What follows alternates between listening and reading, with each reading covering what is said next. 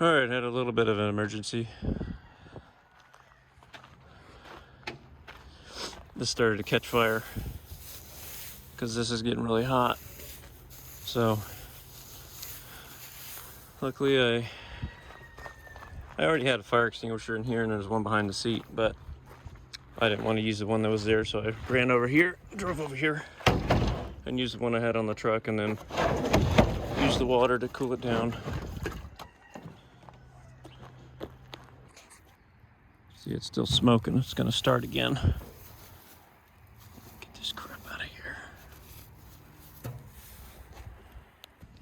All right, so for this issue that had happened, the fire, there is this motor, gear motor. There's a hydraulic motor right there, and they're shaft driven. So there's a shaft here, and there's a bolt that goes through to hold them together. Well, that pin snapped. Bolt, which is right here, that sheared off, and then what happens is it flies off over here somewhere, and then this just spins, and this is spinning faster than this, and it's creating friction when it gets hot enough to burn whatever grass or weeds that's there. So this isn't the first time this has happened.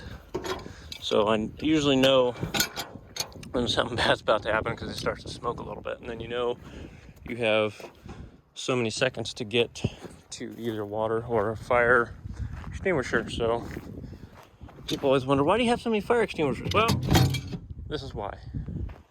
Got two in the cab, one there that's still usable, and there's one in the truck. So, and then I have water on the truck now too. So I got to get a bolt for that, and I can get back to work. I usually have a spare.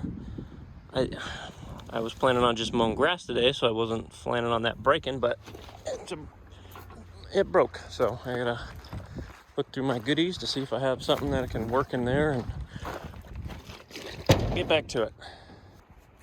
All right, so since this isn't the first time this has happened to me, I luckily carry extra stuff. So this is one of the bolts that it probably used to look like, and that's it now.